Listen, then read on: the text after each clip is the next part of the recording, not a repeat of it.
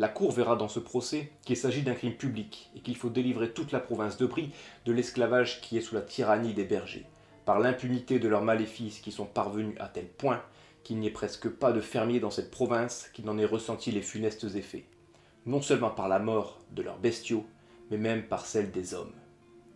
Ainsi déclare le 12 mars 1688 le rapporteur Hervé à la cour du Parlement de Paris en appel à la sentence rendue par le bailli de Passy-en-Brie qui condamne plusieurs bergers à partir au bûcher. Mais alors, quelle histoire se cache derrière cette sanction? Que s'est-il passé pour que l'on en arrive encore une fois à vouloir faire un barbecue humain? C'est ce que nous allons voir tout de suite dans cette nouvelle histoire du Bureau de l'étrange.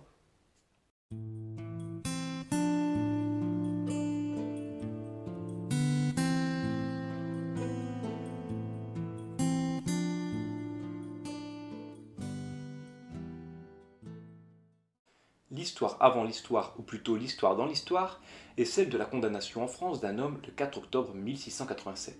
C'est en fait un premier procès, celui de Pierre Hoc, qui est condamné aux galères à perpétuité.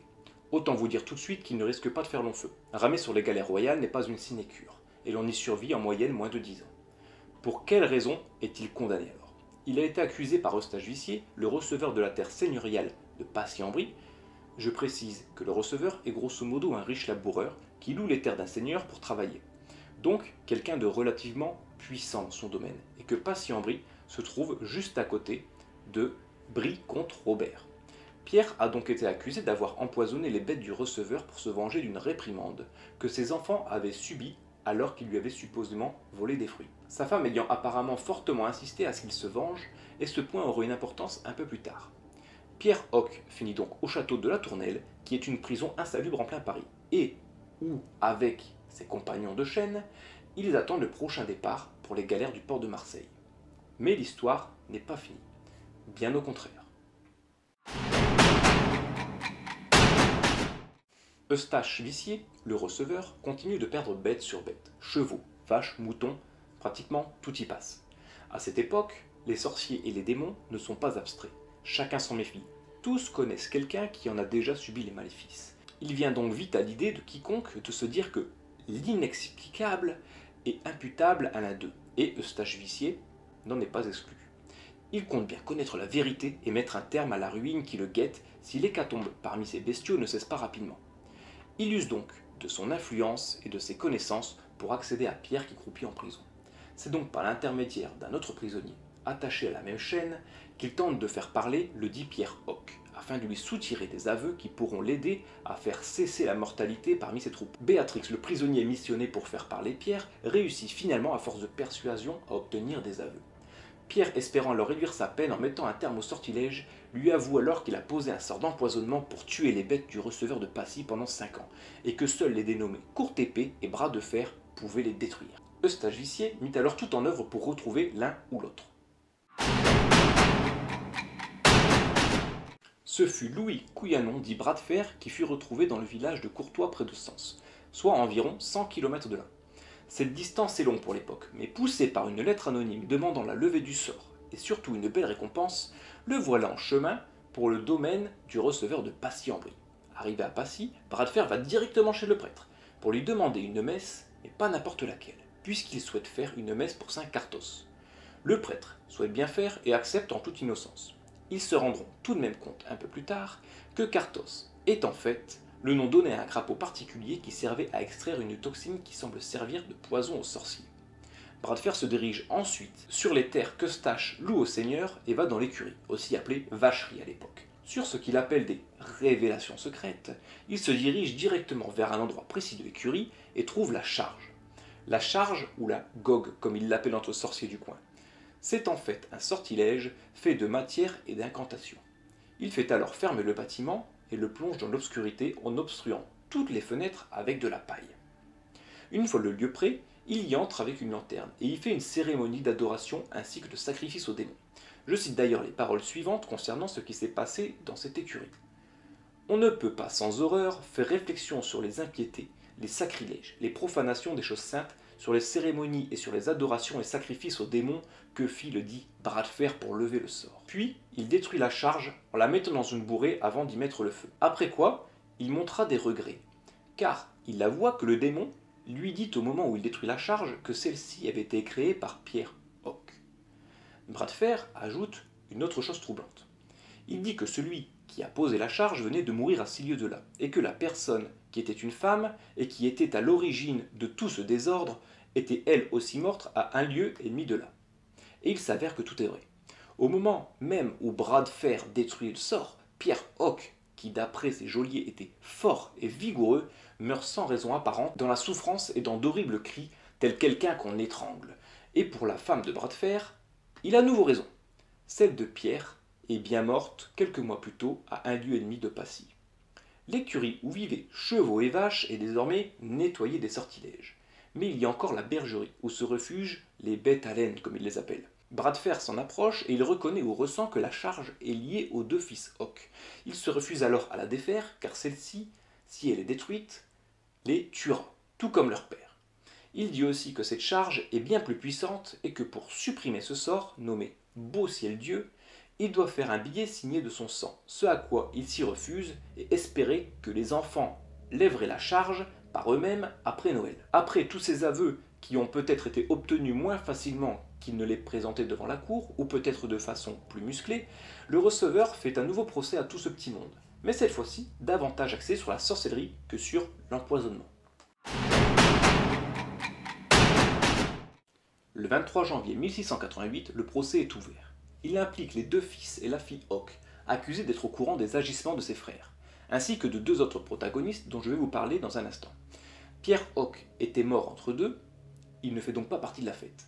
Mais ce n'est pas grave, on a bien un autre berger sorcier à se mettre sous la main. Vous ne voyez pas qui? Notre brave Louis, vous savez? Bras de Fer. Eh oui, Eustache le receveur l'avait appelé pour qu'il lui vienne en aide afin de retirer les charges et défaire les sortilèges. Et bien maintenant, il le met dans le sac des accusés au procès. De quoi il l'accuse? Rien de spécial, juste ce que je vous ai cité avant. Incantation, cérémonie d'adoration aux démons, de la sorcellerie quoi. Et il l'a payé en plus pour le faire. Je vais rappeler tout de suite qu'une ordonnance royale décriminalise la sorcellerie en 1682, soit 6 ans plus tôt, donc on supposera qu'il s'en sortira plutôt bien. Voyons maintenant les 2 nouveaux protagonistes. À ma droite, Pierre Feur, dit Petit Pierre, et à ma gauche, Étienne Jardin, dit Étienne Jardin. Le premier, Petit Pierre, est accusé d'avoir composé un premier sort sur les bêtes appelé les 9 conjurements avec le père Hoc, puis un deuxième sort sur les animaux à laine afin d'aider les fils Hoc. Pour aller plus loin, il se confie à l'un d'eux et lui dit qu'il s'était donné au démon en signant un pacte de son sang et qu'il avait partagé avec lui une hostie qu'il avait volée en communion lors d'une messe. Il avait d'ailleurs pour habitude de garder de côté de petits bouts de ces hosties qu'il utilise ensuite pour améliorer ses compositions et ainsi avoir un grand pouvoir sur les bêtes et sur les hommes. Petit Pierre tenta aussi de convertir l'un des fils Hoc à qui il avait avoué son secret et lui proposa de se donner à son tour au diable, mais ce dernier refusa. Pour ce qui est d'Étienne Jardin, il est accusé d'avoir aidé Pierre Hoc, donc le père, désormais mort, à poser une deuxième charge sur les bêtes de l'écurie. Il était aussi en possession de livres et mémoires de sacrilège et de magie, ainsi que de manuscrits qui n'étaient autres que ses recueils personnels d'invocations de démons, de sortilèges, de compositions, d'empoisonnement. Enfin, j'arrête la liste là parce qu'elle est longue comme le bras. Je vous passe aussi la liste des ingrédients tels que l'arsenic, le verre de gris, l'eau de chaux, bref. Il avait le pack premium du sorcier chez lui. Autant dire que ça n'a certainement pas joué en sa faveur. Il fut aussi dit que tous les habitants de la région étaient tellement heureux de la détention des sorciers qu'ils auraient volontiers allumé des feux de joie s'ils n'avaient pas craint leur retour. Et ils furent tout de même plus de 200 à signer l'équivalent d'une pétition confirmant les maléfices de cet homme, qui en plus était accusé par certains fermiers d'avoir fait mourir des hommes et profiter de veuves de laboureurs en les menaçant de les ruiner. Il y eut bien une personne qui tenta de les sauver, une bonne fois pour toutes, un médecin appelé Pierre d'Apone, qui soutenait que les démons n'existaient pas, et qu'ils ne pouvaient donc pas être considérés comme sorciers. Mais il fut discrédité tout simplement en l'accusant à son tour d'être un sorcier. Et pour ne pas arranger les choses, Étienne, l'un des fils Hoc, a fait une tentative d'évasion. Il a réussi à s'échapper d'une tour du château de Passy en sautant par la fenêtre. Il tomba dans les douves et fut bêtement repêché dans l'eau de celle-ci. Autant dire que pour l'accusation, c'est comme un aveu de culpabilité. Autant dire que les éléments ne sont pas en leur faveur, et les sentences vont dans ce sens. Étienne Jardin, condamné à faire amende honorable, à être pendu puis brûlé. Petit Pierre, condamné à faire amende honorable, à être pendu puis brûlé. Nicolas, Étienne et Marie Hoc, condamnés à un bannissement à perpétuité de la province de Brie. Et je garde le suspense pour la fin avec bras de fer. Eh bien, Louis Couillanon est condamné à faire amende honorable, à être pendu puis brûlé. Les sentences montrent bien que les 3 sorciers sont jugés en tant que tels et non pas que pour des actes d'empoisonnement. Puisque les 2 fils Hoc qui ont assisté les sorciers dans leur installation de sortilège sont donc considérés comme complices et non pas comme eux aussi sorciers, ils n'écopent que d'un bannissement à vie. Avec de telles peines, c'est sûr et certain que la grande ordonnance royale n'a pas été respectée, et ils font donc appel. Le 12 février 1688, la cour d'appel révisa donc leur cas, et les peines furent réduites. Heureusement pour eux, pour les enfants Hoc, oui, le bannissement descend à 9 ans. Mais pour Bras de Fer, Jardin et Petit Pierre, ça reste une condamnation lourde, puisqu'ils écopent des galères à perpétuité. Autant dire qu'ils vont mourir aux travaux forcés. En vérité, on ne connaît pas la fin exacte de ces hommes et de cette femme. Mais nous savons quand même que la mort des vaches et des chevaux a bel et bien cessé après le passage de Bras de Fer. Par contre, il n'y a désormais plus personne pour lever celui des moutons et des brebis.